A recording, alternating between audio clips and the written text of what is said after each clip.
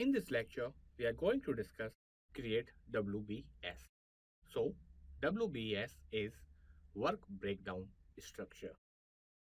This process is all about subdividing project deliverables and project work into smaller and more manageable components. Means scope of the project broken down into manageable deliverables. Without a WBS, the project deliverables will be longer and the work to produce them are likely to be missed. And if something is missed, that can hamper your project.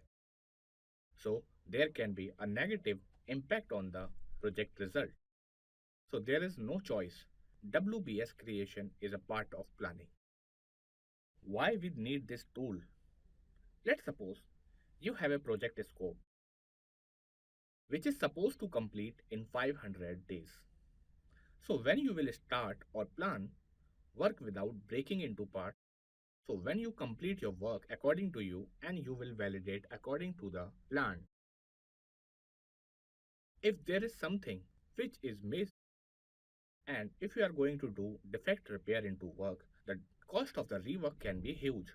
So better to break into parts and validate scope according to the requirement, and the breaking parts are more manageable than creating a long deliverable. So, any other benefit? Yes, let's suppose work will complete by different departments and expertise. So, split work is a best way, like each department can work parallelly. So, it can save time, it can decrease risk, and the same time, it is more manageable. So, best way, like each department can work in parallel. So, question can come in mind. My project is small and it is only about me and my colleagues. So, here I am saying you should have assumed that if you are attempting questions in the exam, the project is large. So, consider WBS is a mandatory in planning after defining the scope. According to PMI, the lowest breakdown part of WBS component contain work which is called work package. A work package can be used to group activities where work is scheduled and estimated, monitored, and controlled. Means, according to WBS, we can estimate schedule and better process monitoring and control. Why we can better estimation about schedule and why we can improve our monitoring and controlling process area. Because a big deliverable is not easy to monitor and control. And the manageable deliverables also help you to make your estimation more better because they are flexible as well. So next thing is a WBS dictionary. In a big project, there will be many work packages and every work package has a work breakdown. So we can say there are so many sub work packages in the single project.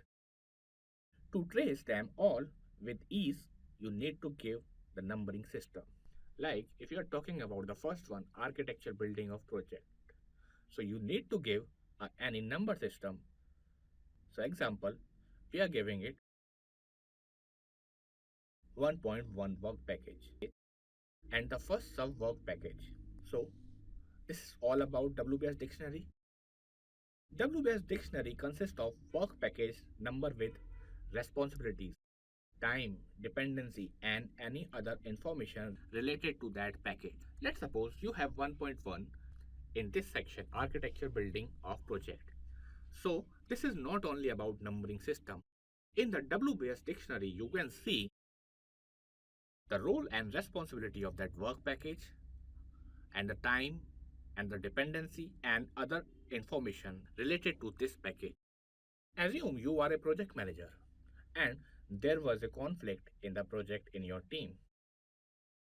And it is not easy to remember everyone's role, scope, team, acceptance criteria, a communication protocol of many work packages because there are so many work packages. All things is available in this document, so you can find this document in the WBS dictionary. So everything you can find in the WBS dictionary. So this is all about WBS dictionary.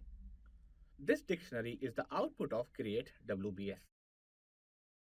This document helps to prevent scope creep. So what is scope creep? Scope creep is when you uncontrolled changes in the project scope. It can happen when scope of the project is not properly or clearly defined, documented and controlled, and this can lead to result in the budget and time overrun. Before appearing in any interview for the project manager, check the company's WBS dictionary format. And if not available, then try to memorize your company's WBS dictionary format. Why? Because it will help you to understand the architecture of WBS. What kind of things your project manager put in this document? Okay, so according to PMI, you put all the things in the WBS dictionary, role and responsibilities, schedule of that work package, budget of that work package, and everything which is related to that work package. So the scope baseline. So next topic is scope baseline.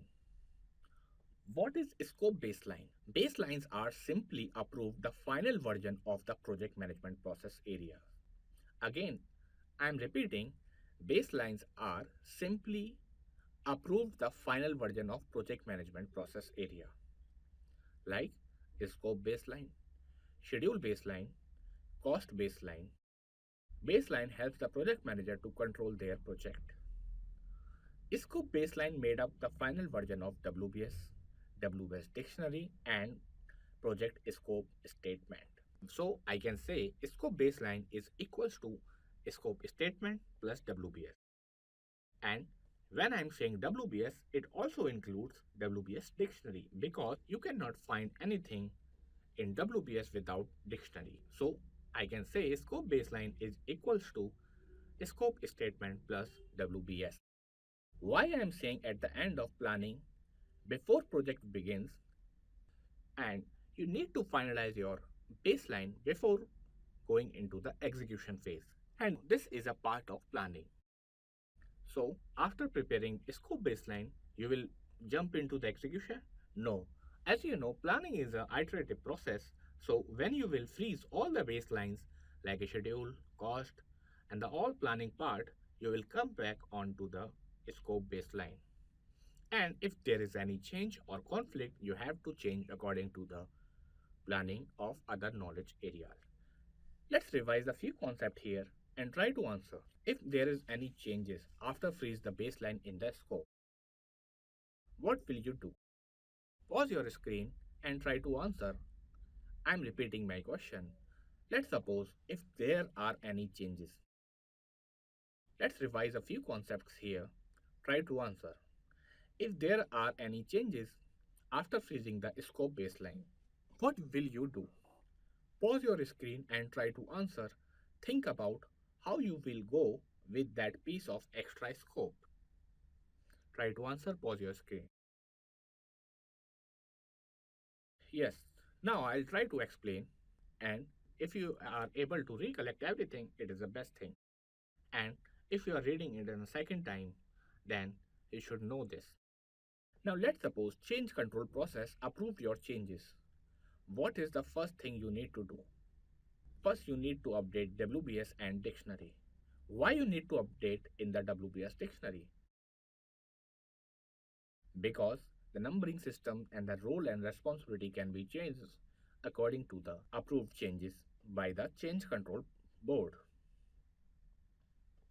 If any approved changes come in the project, then you need to update project document, project management plan, and you need to communicate to the team as well, and WBS dictionary and the everything should be updated.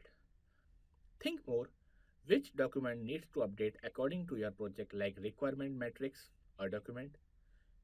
The added scope needs more time to update schedule baseline or not. Required extra cost match up with the changes.